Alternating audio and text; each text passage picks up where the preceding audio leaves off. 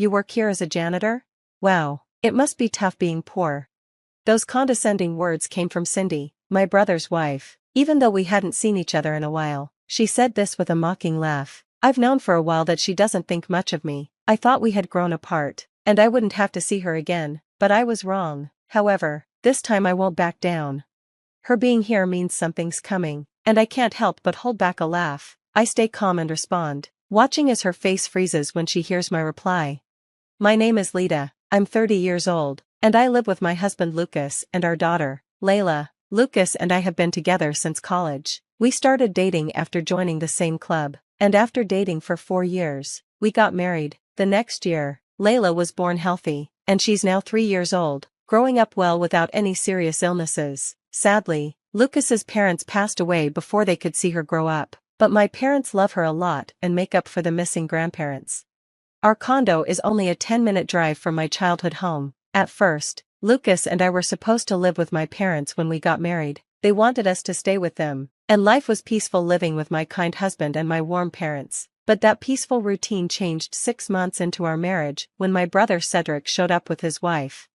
I hadn't seen Cedric in almost 5 years. He had a falling out with our parents, dropped out of college, and left home. I didn't know where he was or what he was doing until he sent a message saying he was married. He didn't even congratulate us when we got married, and he never came to family events, including my wedding. So, when he suddenly showed up, I was both surprised and angry, but I decided to listen to him.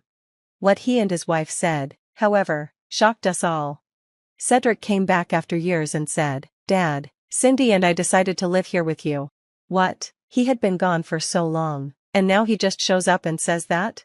I know it's not ideal, but I'm married now. Living here is the least I can do. Don't be ridiculous, you didn't even come to Lita's wedding. Well, I'm sorry about that, but as a son, I have to live with you.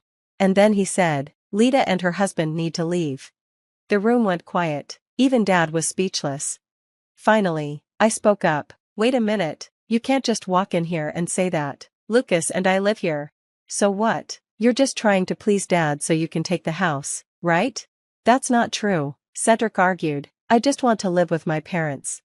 You're just the daughter. The son, especially the oldest, should get priority when it comes to living here. Just because you're the son? Just because you're the oldest? You dropped out of college and left home on your own. I can't take this anymore. Get out. I grabbed my brother by the arm and dragged him to the door. We argued at the door, but then Cindy said, "Let's just go home for today." So, Cedric reluctantly left, leaving my parents and husband exhausted. We all wondered what my brother might do next. A few days later, the doorbell rang. When I opened the door, a stranger is standing there, and there's a moving truck parked in front of the house. Confused, I ask him, "Are you with the movers? I think you've got the wrong house." "Nope, this is the right house," he replies. "We're here to move stuff for Cedric." Cedric? My brother? I realize these movers are part of my family, so I tell them to go ahead, but then the mover goes back to his truck and signals to his crew. Suddenly, several men start carrying boxes into our house. I had no idea my brother was moving in. Not a word was mentioned to me. Since my parents are out, I can't ask them about it. I feel like I'm the last to know, so I rush upstairs to find my husband. "Hey, Lucas, you haven't heard anything about my brother moving in, have you?" "What? What are you talking about? There's no way," he says. "Then come look. Movers are bringing in his stuff." "That's crazy. I haven't heard anything about this." "Never mind, just come." I pull Lucas downstairs, and the hallway is already filled with boxes. The movers keep bringing more inside. Lucas tries to stop them, but they say, "We're just doing what we were told. Your family, right?" We try calling my brother, but he doesn't answer. We call my parents, but their phones are on silent. Eventually, all the boxes are inside, and the movers leave without saying a word. Now we're standing in front of a pile of boxes, completely confused. Why does my brother have so much stuff here? Is he planning to move in without telling us or Dad? We consider the worst-case scenario and decide to wait for our parents to come home and figure out what to do. An hour later, my brother and his wife show up first. "Hey, Lita, we're moving in, you better get out," my brother says. "Wait, you moved your stuff in without telling anyone? Why?" I ask. "This was originally my home. What's wrong with bringing my stuff back?" he replies. "Are you serious?" I start to argue with him, But then I hear a mocking laugh from behind. I turn around and see Cindy, my brother's wife, grinning smugly. Noticing my stare, she says, "Oops, sorry," with no real apology. Then she taunts me, "So, you must be Lita, right? Can't listen to Cedric or something? How childish can you be?" "What's this about?" I ask, getting frustrated. For the record, my brother dropped out of college on his own and moved out. Why bring it up now? I continue. "Haven't you heard? Cedric moved back in with your parents. He's such a good son," Cindy says, with a grin. "We never asked for this," I snap. "This is where my husband and I live, so please leave." "Too bad, we've already given up our condo," Cindy says. "Anyway, you guys are the ones who need to leave, not us. Good luck." Then Cindy and Cedric start unpacking, ignoring us completely. Later, my parents came home and argued with my brother, but he and Cindy refused to leave. From that moment on, life became horrible. Every day, my husband and I were insulted by my brother and Cindy. They used our clothes and accessories without permission, and when we asked for an apology, they just dismissed it, saying, "We're family, so what's the big deal?" When my pregnancy was confirmed, Cindy said, "Lita, you're just a housewife, right? And Lucas's company is just average. Your child is going to be born into a poor family. That's so sad. Why are you having a baby before us?"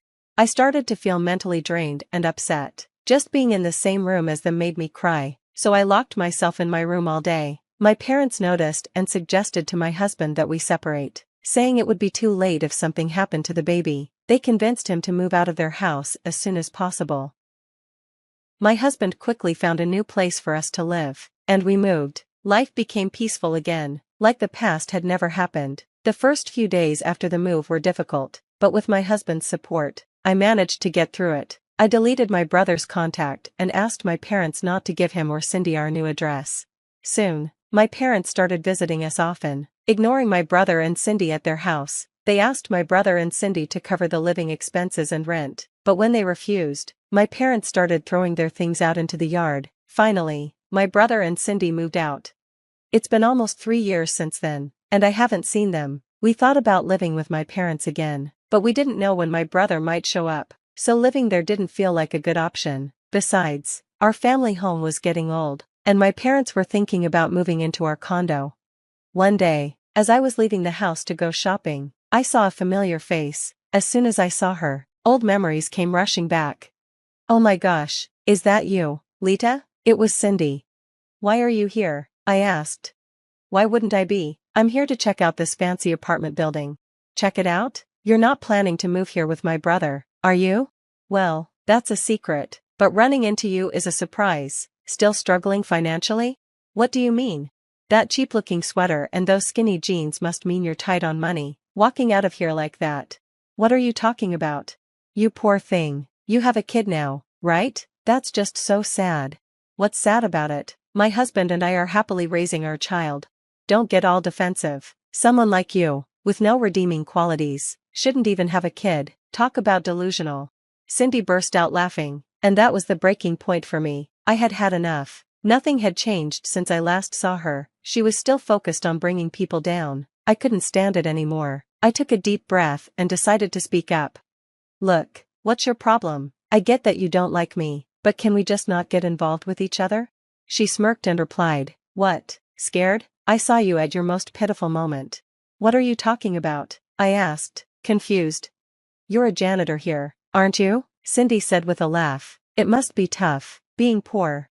It turned out she thought I was a janitor, not a resident. I guess it was an easy mistake to make. The high-rise apartment I live in is so expensive that my husband's salary alone couldn't cover it. Cindy, knowing where my husband worked, assumed we couldn't afford to live here. With a look of disdain, she said, "It's crazy you're even working as a janitor just to be around this place. You must be desperate."